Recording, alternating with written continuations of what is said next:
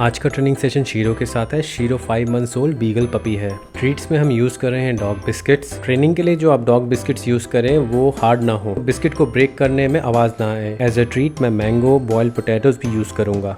Training शुरू करने से पहले मैं उसको ट्रीट्स टेस्ट करवा दूँगा। ट्रेनिंग स्टार्ट करने से पहले मैं शीरो के साथ थोड़ा सा खेल लूँगा ताकि वो मेरे साथ कंफर्टेबल हो जाए।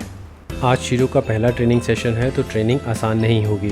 काफ़ी रिपीट करने के बाद शीरो को समझ आएगा। शीरो को समझाने के लिए कि उसका प्ले टाइम ओवर हो गया है, मैं उसको इग्नोर करना शुरू कर दूंगा। ऐसी सिचुएशंस में ना तो पपी को डराना चाहिए ना उस पर चिल्लाना चाहिए। बार बार कमांड रिपीट करने से उसकी वैल्यू ख़त्म हो जाती है। आप अगर पेशेंस रखेंगे तो ट्रेनिंग सक्सेसफुल होगी। बीगल पपी को ट्रेनिंग देना आसान नहीं होता है, बट टाइम के साथ वो सीख जाते हैं। एक क्यूट पपी को ट्रेनिंग देना आसान नहीं होता है। अपना क्यूट फेस दिखा के आपसे वो सारी बातें मनवा लेते हैं। कुछ टाइम बाद आपको रियलाइज़ होगा कि आप तो उसको कुछ सिखा नहीं पाए, पर उसको जो चाहिए वो उसने आपको सिखा दिया है। बीगल लैब्राडोर जैसे नहीं होते हैं, उनमें एग्रेशन इश्यूज़ होते हैं, इसलिए आपको ध्यान रखना पड़ेगा। सिट बोलते ही शीरो खेलना शुरू कर देता है। शीरो को ट्रेनिंग का कॉन्सेप्ट समझ नहीं आ रहा है। शीरो को कंट्रोल में लाने के लिए मैं उसको थोड़ा वॉक कराऊंगा। 5 मिनट की वॉक के बाद शीरो अब शांत हो गया है। अब मैं उसको पहली कमांड सिखाऊंगा। सिट सिखाने के लिए मैं पपी की नोज़ के ऊपर ट्रीट ले जाऊंगा और उसको तब तक नहीं दूंगा जब तक वो बैठेगा नहीं। मैं ये तब तक रिपीट करूंगा जब तक शीरो को ये कॉन्सेप्ट समझ नहीं आ जाएगा। ट्रीट तभी मिलेगी जब ये बैठेगा।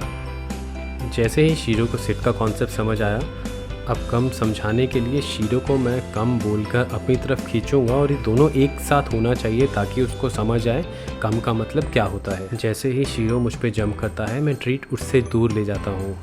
शीरो के साथ मैं सिट की प्रैक्टिस दोबारा शुरू करूँगा। सेम मेथड रिपीट करूँगा। ट्रीट नोज़ के ऊपर ले जाके सिट बोलूँगा। कमांड आप इतनी बार रिपीट करिए कि पपी की मसल मेमोरी बन जाए। पेशेंस रखिए और रिपीट करते जाइए।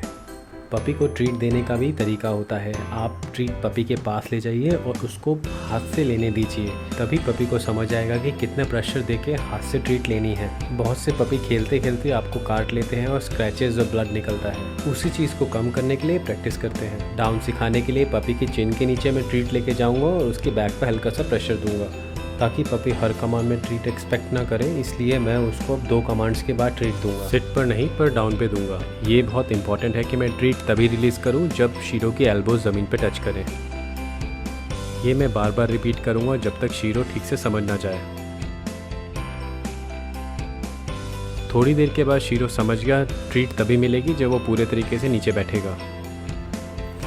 शीरो पहले से ज़्यादा काम है और अब वो मुझे फॉलो भी कर रहा है। वो वेट कर रहा है मेरी कमांड्स का। हमें समझना चाहिए कि 5 महीने के बच्चे के लिए ये सब समझना आसान नहीं है, इसलिए उसको मारना या उस पर चिल्लाना लॉजिकल नहीं है। रेगुलर प्रैक्टिस करने से शीरो सब सीख सकता है। वो अभी पपी है, पर पहली ट्रेनिंग सेशन के हिसाब से उसने काफ़ी कुछ सीख लिया है। जो भी उसने अभी सीखा है वो भूल जाएगा, इसलिए मुझे उसको बार बार रिपीट कराना बहुत ज़रूरी है। हाफ एन आवर की प्रैक्टिस के बाद अब उसको सिट समझाना बहुत ईजी है। मेरे सिट बोलने पे वो एकदम से बैठ गया।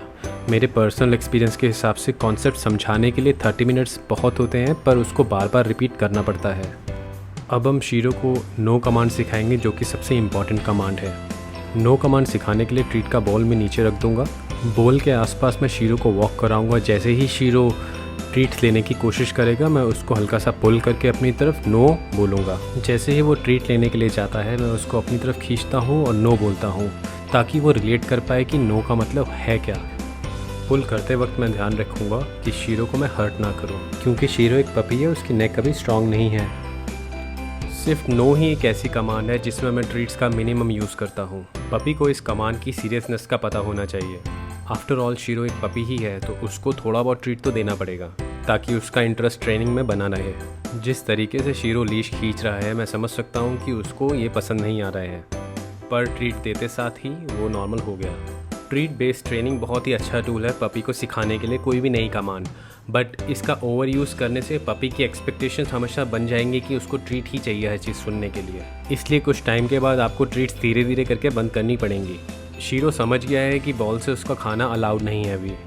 अब वो पहले की तरह मुझे पुल नहीं कर रहा है। पर्सनली मुझे ऐसा लगता है कि पेशेंस होना ज़्यादा ज़रूरी है। कमांड्स तो हम बाद में भी सिखा सकते हैं। पेशेंस को रिवॉर्ड करना बहुत ज़रूरी है। इस टाइप की ट्रेनिंग पपी को फिजिकली टायर्ड इतना नहीं करती जितना उसको मेंटली कर देती है। पपी की ट्रेनिंग फर्स्ट मंथ लीश में ही करनी होती है, उसके बाद ही आप ऑफ लीश चाहते हैं। ये बेबी स्टेप्स होते हैं, आपको ये फॉलो करना ज़रूरी है। मैं अपना फ़ोन नंबर डिस्क्रिप्शन में मेंशन कर दूंगा। इनकेस अगर आपको कोई इशू है तो आप मुझे व्हाट्सएप कर सकते हैं। मेरा नाम प्रतीक है और मैं प्रोफेशनल डॉग ट्रेनर हूँ। आज का ट्रेनिंग सेशन हम यहीं ख़त्म करते हैं। मिलते हैं नेक्स्ट वीडियो में।